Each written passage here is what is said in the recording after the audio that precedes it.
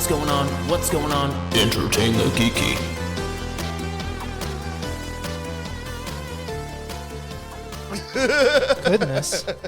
Goodness. All right, so Hello. hi guys. I guess last week we were talking, and you were like, "We need to talk about controversial moments in comic history." I just thought it was an interesting topic. It is I think interesting. it's interesting to see how like our perceptions of what we would consider controversial have changed over the years.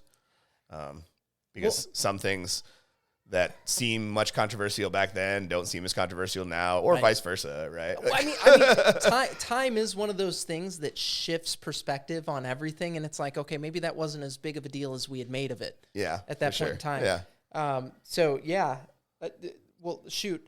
Do you have what are some of the controversial moments? I do. First off, leave a like if you like what we're doing, because apparently that's a thing. So it is appreciated. More It's people get to appreciated. see us that way. So it's appreciated. that's cool. Give us a like if you like this. Yeah, I think one of the big obvious ones to start with is probably Death of Superman. Okay. Right. Going back to the 90s. Cool. Yeah. Because it was, I mean, for the first time in a long time, it was a comic book that had got like a national spotlight put upon it. It was in the news. It was in the papers. They talked about it on nightly news.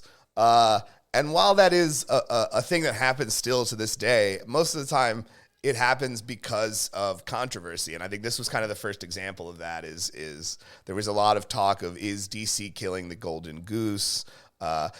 Is the death of Superman going to change comics forever? It was a whole weird debate among news people for some reason, right. which was just weird. They didn't even to see. fucking read it. That was that's Which- the part that's always most odd. Oh, of course, yeah. When I mean that calls into when Superman's son was a gay character, Yeah. and I saw news people saying Dude, Superman's gay now, and I was just like, I remember what? I remember seeing those headlines, and I was like, what the fuck? Like, what are you talking about? Read a book. And then no, it's not Superman. It's his son. Yeah. Superboy, and he's bisexual. John Kent. Yeah. It's like Superman's still not gay, motherfucker. So this is what I'm saying though. John Kent, and so I guess they were right on a certain point of view, right? Because John Kent did become Superman. There was a whole time where Clark was off-world dealing with Mongol and the war world and all this, where Superman was just John. John was Superman. Right. Because there needed to be a Superman, so he just took his dad's job. Right, and that right. comic, Superman Son of Kal-El, is great. It's a great comic. Anyway. But what made it deserve the attention of fucking newscasters who don't even read it? Yeah, And then what happens? This is what happens. So these news outlets put something out on this because the superhero is being killed off, or now he's gay, and they're like, "Hey, did you hear Superman's a gay?" And it's like, what the fuck? And then people post it on social media, again, with zero context, not understanding what's going on. I saw Dean Cain talking about it. What the fuck, Right, dude? I saw Dean Cain, the guy who played Superman in The New Adventures of Superman and Lois. Or Lois and Clark, Yes, The New Lois and Adventures Clark, of Superman. Yeah. I'm confusing that with the other one. Okay. But, the Death of Superman, so not only did it have that kind of wide, coverage from newspapers, news outlets, and nightly news and stuff, but it had comic fans debating and talking and about what the implication was. And it was just something that just had kind of held the national conversation for a moment. So it's funny. Anytime a debate is struck up amongst fans or fanboys, it's good. It's healthy. Sure. The community speaking is always fun. And like that's where you get your, hey, is the Millennium Falcon faster than the USS Enterprise? That sort of shit. Like they're funny conversations. It is not. They're funny conversations though, and people fucking lose their gourds over it. And when you honestly, that's the shit that I wanted this show to be. I wanted those debates and stuff all the time because I'm like, oh, that's magical. Sure. But it's insane that, again, right? Because there's a lot of controversy. We'll talk about some more here as we go along. But there's a lot of moments that I would argue were way more controversial than just killing off Superman. Sure. That didn't get any coverage, that no one talked about. Okay. Right? Okay. But yeah, Death of Superman, it just dominated the zeitgeist for a while. That blew everything up in the 90s, and it got us the rebirth of Superman. Oh, the reign of the Superman. That was look. I'm gonna be honest. That came out when I was young. I liked the reign of the Superman. I liked the mystery of. I was 100% convinced that the real Superman was Cyborg Superman. So the Superman suits that were coming out at that point in time were fucking sick. And well, sure, but like there was the reign of the Superman was all about like these 4 guys and which one's actually Kal-El. And yeah. No, I remember. I thought they had repaired him with cyborg parts. I remember my uncle coming home with a Death of Superman comic, and I was like, "What the fuck?" And I remember thumbing in the poly through bag, thinking it was so sick. The bloody Superman symbol on the cover, and then all these new Supermen started showing up, and that was honestly more exciting than the whole death thing. Yeah, exactly. Yeah, and that's the part getting to that see like a new Superman was a good time. Yeah, that's the part that needed to be publicized. Yeah, like it was so good, and all those guys are still around, right? I mean, it was Steel, it was Cyborg Superman, it was Mon-El, and it was Superboy, right? And they're all still around. They're all characters that stuck around and are part of the story still. But yeah, so obviously that was one that was really widely talked about, but. There was a comic that Garth Ennis did called Preacher, and you've probably seen the TV show. I mean, if you're into this kind of stuff, but the comic is weirder and I would argue better. So if there's any part of you that enjoyed the show, you should definitely check out the comic. It's great. I will say in our friend group, that is a comic book that is brought up a lot. Because it has like this cult following. Yeah. It was a really interesting comic book. But there was a moment in it toward the end, might have been the very end. I don't know if it was like in the build up to the end or if it was right at the very end of the story. But we'd been introduced across the story to this guy called the Saint of Killers, who was like this supernatural, bounty hunter. Constantine type of character who hunted angels and demons that were like overstepping, right? Right. And so in this, I'm not going to go into the whole story, but right within this universe, the rulers of heaven and hell, God and Satan, Lucifer, respectively, right? They can take jaunts about in the real world. Sabbatical from their duties, and God does take him a sabbatical. And when he comes back to heaven as God, he finds the entire choir of angels murdered, gunshot to the face and head and stuff. And then he looks over to his God throne, his big throne that he sits on, and the Saint of Killers is sitting there, and he kind of God sees him, and God says, "You." And he kind of tips his hat back, cowboy style, and says, "Me." And then he shoots God in the face, and God dies. So we had talked about this one a little bit last week, because Preacher was never one of my shtickers. What year did you say that happened? That was in the 90s, right? Yeah, I mean, I feel like the comic started in the 80s, but went into the 90s, late 80s, early 90s. Because what that reminds me of? Reminds me of Dogma. Sure. That's one of those things that had zero business being blown up by the media, but man, that was so fucking controversial. Yes. Everybody's like, Kevin Smith, you can't do this. Yeah. You piece of shit. But no one cared about Preacher, apparently. No. It's just a little image comic. No, but that is no one really worried about it. Way more controversial than the death of Superman. He killed God. he killed God. God's dead. No more God.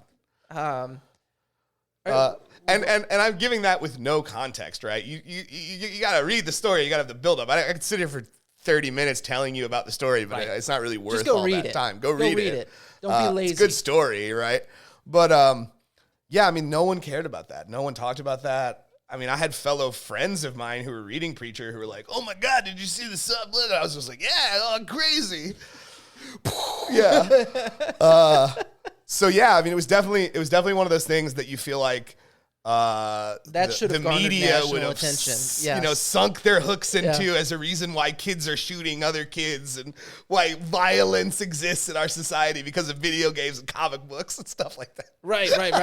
It's surely because we saw God get shot in a comic. Yeah, nonsense. There's never been a link between those two things. Also, there's plenty of games. I think everyone just assumes all video games have violence. There are plenty of games that are not violent in any way. There's plenty of like story-driven games. One of the things I kept hearing about when all that stuff was going on, was, these games are too violent and they're making violent children. And I'm just sitting over here with my PlayStation controller playing Kingdom Hearts, learning about the power of friendship. And I'm like, I don't know what you guys are talking about. Actually, when I'm done with this, I'm going to go make some new buds.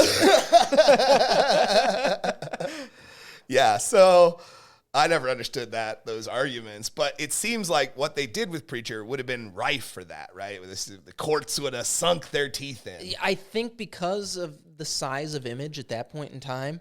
Yeah, I mean, maybe. There wasn't a way that it was. But see, I say that, and then Dogma was fucking this topic of so much discussion, and like that was an indie movie.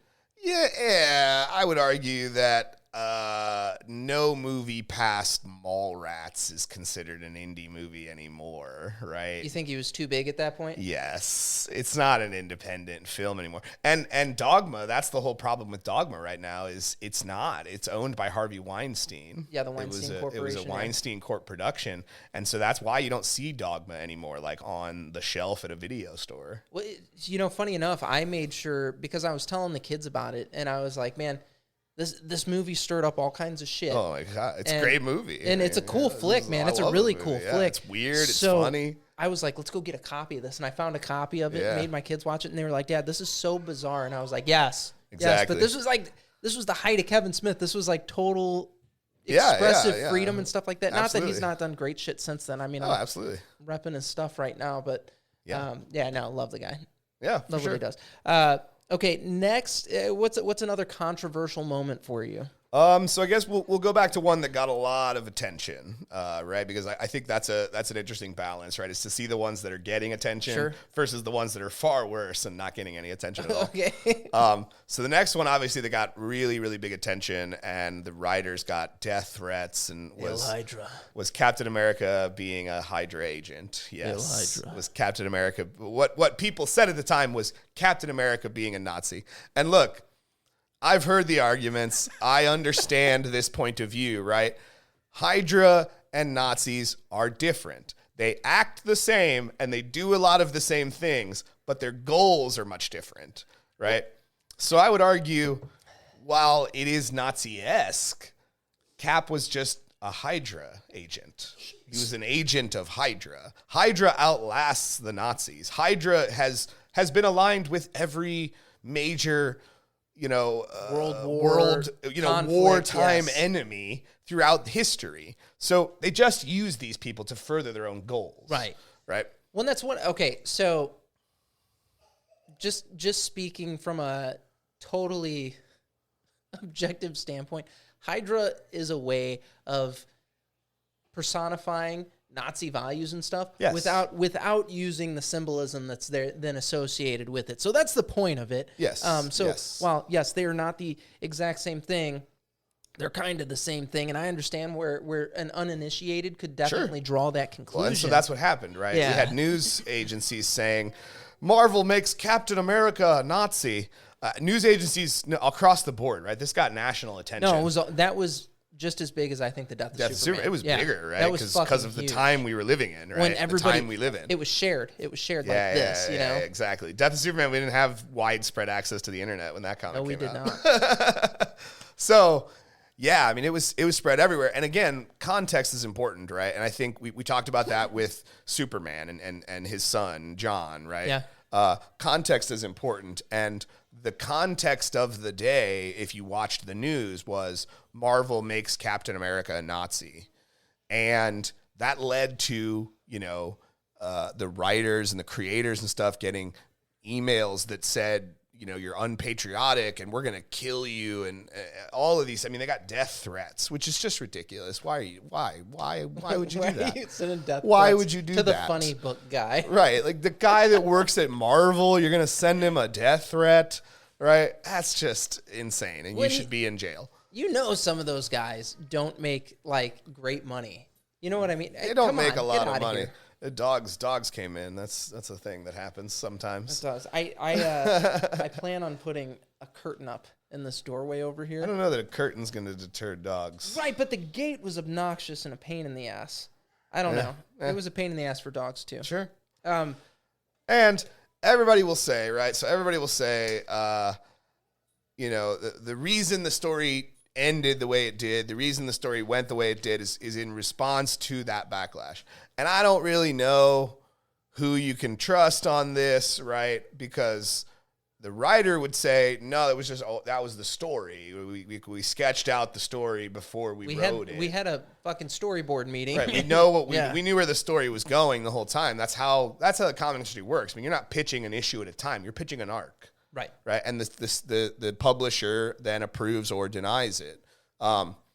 So ultimately, it's not the guy who they show us as Captain America is not even Captain America, right? Because the Tesseract had altered the timeline, but it couldn't change Captain America because he's too heroic, too awesome, he's too patriotic, and instead it split him. Mm-hmm. It took out part of him that it could influence, and then they imprisoned the rest, which was the true Captain America, right? And he comes back at the end and he saves the day and whatnot. That's what Captain America does, right? Yeah. So the response came from the ending of one issue of the book, the first issue of the book, of a 9 or 10 issue series. I don't even remember. I think it was 9. Look, you don't leave motherfuckers on cliffhangers. I guess not. I guess that's not how the medium works. Because look, I've been reading since I was a little child, and it's pretty much always worked that way. That's how it works. Right. That way, you want to buy the next issue. Right. So let the story progress a little bit before your headline says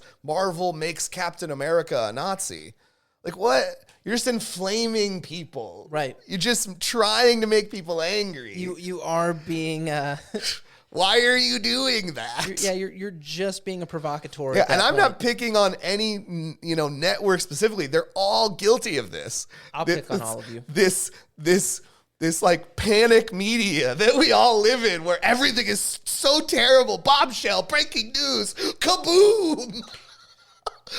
Right, and it's a fucking it's a funny cartoon book. It drives me nuts. It's a comic book, guys. Calm down. Well, that's the part that's so ridiculous about it. It's like they've been discounted for years. They were it was bullshit. Right. It was stuff that you bought for your kid. And I understand the argument, right? Because Captain America was created by Jewish men. Sure. Right? So I understand the not wanting Captain America to be a Nazi. Okay, so let the story play out a little bit. Because I doubt that any writer, I don't care who you are, I don't care if you're the top writer in Marvel and everybody loves everything you do and the publisher loves everything you do. If you pitched an idea to the publisher that you're going to change Captain America's history and he's going to be a Hydra guy and going forward, that's the story. The first question of anyone that is, shareholder or in charge or sitting in that room is going to say, so how long until he's not? Right. You don't get to keep Captain America being a Hydra guy, right? We need to make money on him. How long until he's a good guy? So there's no way you're ever going to pitch the idea and get it approved that you're turning Captain America into a Hydra agent and he's going to stay that way. No. We need it all wrapped up by the end of the crossover so that we can move on like it never happened. I mean, funny enough, we've had it happen with Spider-Man twice. Oh, it's another controversial moment we'll talk about, right? Yeah. But yeah, I mean, this one just is ridiculous. No, that one was huge. Well, you know what's so funny about it? It's ridiculous how the media has brainwashed everyone. So one of the artists in that arc drew Jordan Peterson as Red Skull. I don't remember hearing about that. Yeah, so it was this whole thing. So what Jordan Peterson did, and totally different figure, has nothing to do with comic books. Right, sure. Okay. Sure.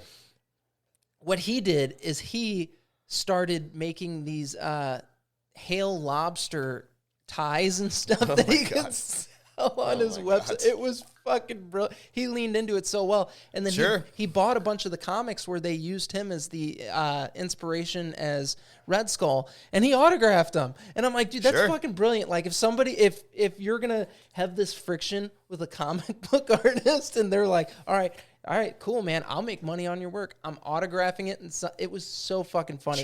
The Captain America franchise has been fantastic for that over the last couple of years. Oh, I would argue the Captain America franchise is always pretty good, right? Depending on what they're doing. I mean, like any comic series, There are going to be arcs where you're just like, this isn't as good. It's so, yeah. Yeah, but I would argue most of Captain America has been pretty good. The people that get that job are usually the people that are pretty damn good at this. You know, your Greg Ruckas, your J. Michael Straczynski's. J. Michael Straczynski just started writing Captain America, by the way, and I've only read one issue, but it was a good issue.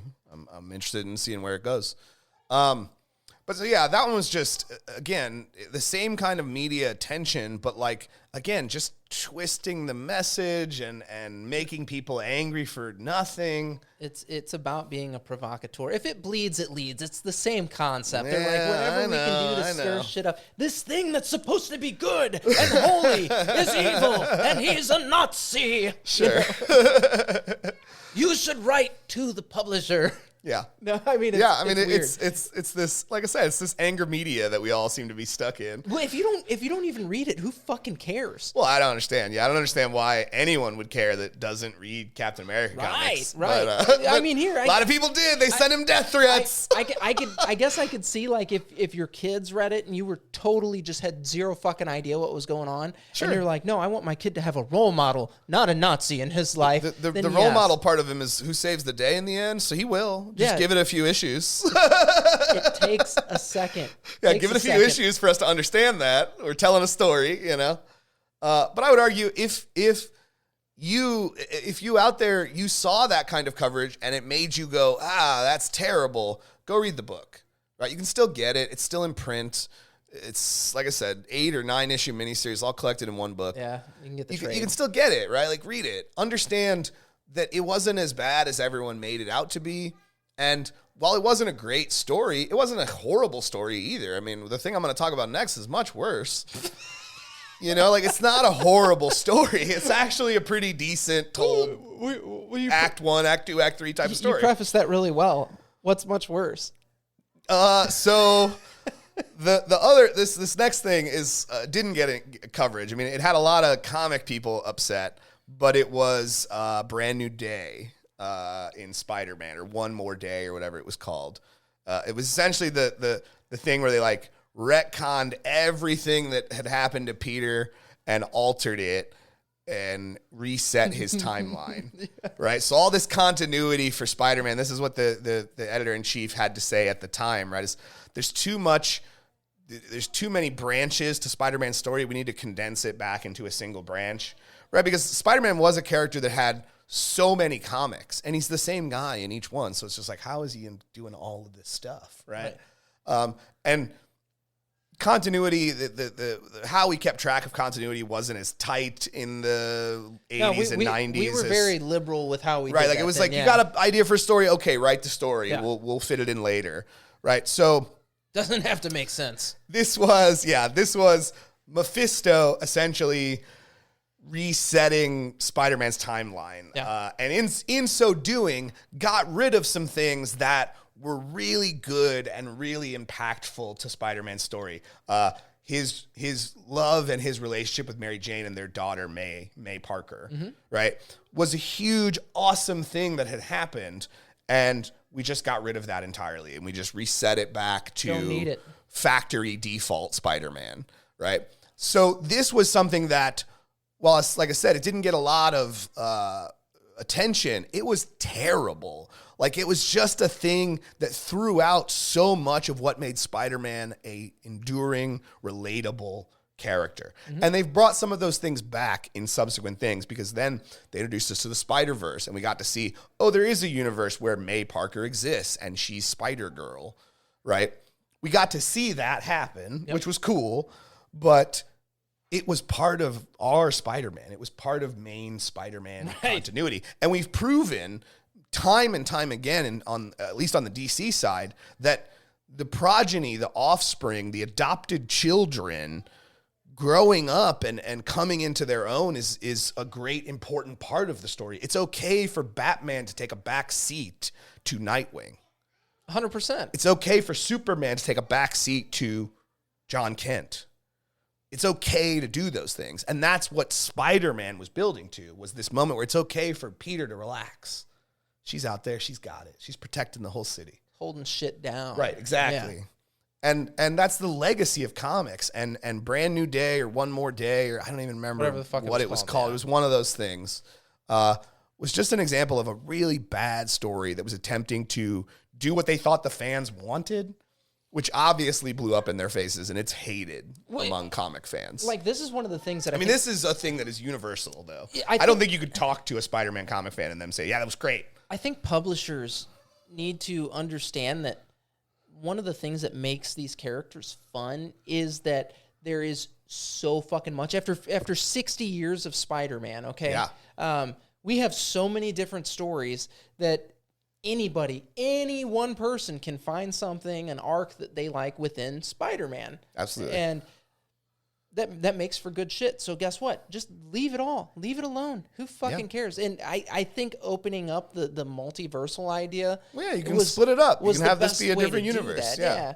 But it's just like, man, leave it alone. Who fucking cares? It doesn't have to make sense. It's a goddamn comic book. Like, well, yeah, I mean, make your arc make sense. It's one of those things, that we've talked about it on the show before, but it's one of those things with the MCU and people kind of being down on how it feels very disconnected. And I'm just like, yeah, guys, but that's comics sometimes. Yep. Comics don't all have to be connected to have a big crossover later. They don't have to be. Not at all. It's fine that they do their own things. One of the things that I heard a lot back when, what's a good example? Iron Man 3 is a good example. Came out, and the president gets kidnapped in that movie. And the question I got is, where the hell's Captain America? The president got kidnapped? That feels like a Captain America job, right? It's a government guy. And I remember going, you guys, you got to look at this from the perspective of a comic fan, right? From a comic reader. I read Invincible Iron Man. I read Captain America. I read Thor. And I also read Avengers, right? They have little solo adventures that are just about them. And maybe sometimes there'll be cameos. And that happens. That's happened in movies, right? Happens all the time, yeah. We had Falcon and Ant-Man. Right. That happens, right? Sometimes. But it doesn't have to be that way all the time. And that's why I think the MCU is good, right? It's structured in that way. We don't have to call everybody for every little thing. Right. Sometimes we can just be watching Iron Man's adventures. Sometimes we can just be watching Captain America's adventures. I agree. And then Avengers will bring them all together, and we'll have a big adventure that's that's bigger than all of them. They all need to come together. That's when we do this big thing. We break out the big stick and we hit the big bad. Yeah. We've done Thanos. We've done Ultron. We've done. We're gonna do Kang. There are things that are bigger than individual characters, and in that regard, you do the big crossovers. It's why I read all the solo books and I read Avengers. Right, because Avengers is the book. Get us fixed. Well, Avengers is the book where it's this is a threat too big for any one of us. Right, we need to team up on this. But again, I don't think you're going to find a Spider-Man fan that is going to say, "Yeah, it was great." It's not. It's bad. It's really bad, and it spits in the face of longtime comic fans who enjoy continuity. I enjoy continuity. That is one of the things about comics that I like. And I like people who can retcon, because that's what this was. Let's be honest. It was a retcon. Gracefully. But I like people who can retcon gracefully, right? Who can retcon in a way that makes me feel like everything has changed, but nothing has changed. If you can tip your hat to that which came before you, yes, and then tell your story, you are a good comic book writer. Yes. And your Hickmans and stuff like that are very good at that. Absolutely, I can completely agree with that. Yeah. One thing that got a lot of attention, and it was at a tumultuous time. Oh, we're back to another one that's got a lot of attention. Okay. It did get a lot of attention. It was Death of Wolverine. It didn't get as much as Death of Superman. It didn't get, but that was one that was talked about. I mean, I remember seeing it talked about in the news, and it was this weird thing because it was a 5-issue miniseries. It was supposed to be this fucking big epic thing, and all they did was take Wolverine off the shelf for a minute. Yeah. And basically try to put him on hold so Fox wasn't getting shit out of him. They encased him in adamantium. Yeah, so what Fox did is they said, okay, here's Old Man Logan. It was an incredible thing that happened there. It was. Like they resulted in one of the best movies they ever made. Yeah, it was incredible. Great movie. So yeah, that was one of those things. I want to watch it right now. Every time someone brings it up, I'm just like, let's watch it right now. Dude, it's a fucking great flick. It's a great movie. It's a great flick, man. And it's not great because it's a great X-Men flick. It's great because it's a great it's human a good story. movie. It's a great human story that is driven not by MacGuffin, but by characters and the arcs that they're going through. Absolutely. Yeah, it's great. Absolutely. People could learn a lot of lessons from that film. It's a lot of filmmakers. It's one of the best superhero movies to come out over the last 20 years, I would say. Not the best. It is one of the best, I will agree. Yeah, it's one of the best. I thoroughly enjoyed it, and it's a good standalone movie, which I think makes it even more special. Yeah, you didn't need to see the other Wolverine movies to watch it. Not at all. You just watch it. It's great. Yeah. So, Death of Wolverine was one that I thought was interesting. It was a big deal, and it was odd. It was not a really big story, though. It kind of ended on it was totally like he's doing this weird fucking mob contract. Well, he got revenge. He got revenge ultimately in the end. He got revenge on the Weapon X people, right? And that was kind of a thing that was a long time coming. But in getting revenge, he got encased. He got like covered in liquid adamantium. Yeah, and it hardens, and you see him. And he just like turns into an adamantium statue of himself. Yeah, it was weird. It was a really weird thing. And then when they brought him back, they kind of just glazed over how he got out of there. If I remember right, I don't remember them actually giving a definitive answer as to how he got out of there. They didn't. They're like, well, I feel like someone just found the cocoon. And it was open, and he was gone. And it was just like, well, but how? No, that was exactly but how did he get out of there? Exactly it. Fucking stupid. Fucking stupid.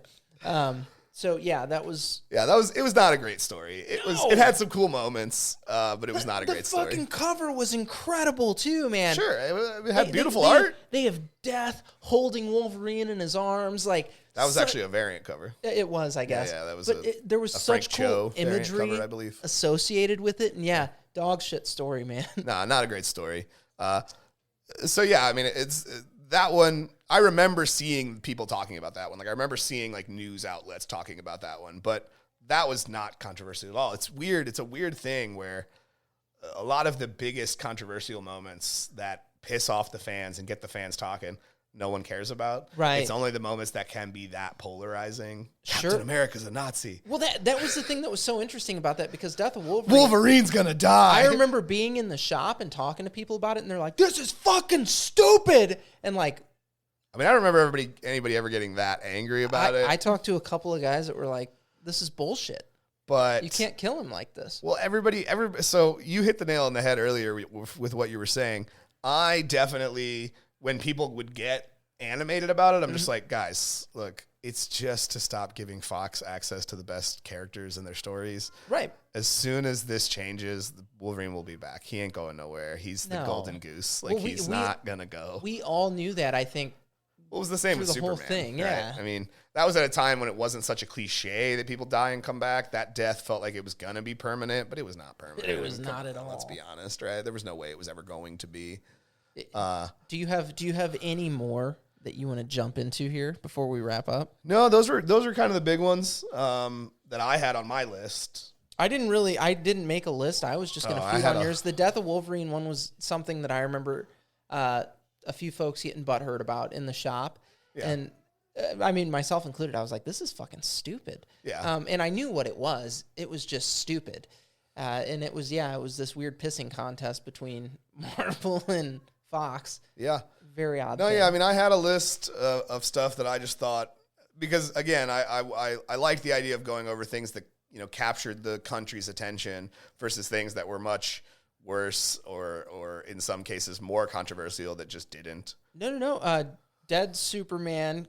Dead Superman, Wolverine, gay Superman, and Nazi Captain America. And Nazi Captain America were huge, yeah. Yeah, there's things they can latch onto and inflame the audience about. Yeah. Anger media, it's bad. You guys need to go to entertainthegeeky.com. You can follow us on all of our social media there. Imagination. Sorry, I saw that and had to speak on it. You can follow us on all of our social media there. If you have not already, like, comment, subscribe. We appreciate all of that. Is there anything that you think has been more controversial than what we've talked about today? Oh, we barely scratched the surface. I mean, barely. But this would be a 4-hour-long conversation otherwise. Leave it in the comments. Yeah, let us know. We'll talk about them in a future video. Absolutely. Yeah, absolutely. Thank you. As always, stay geeky.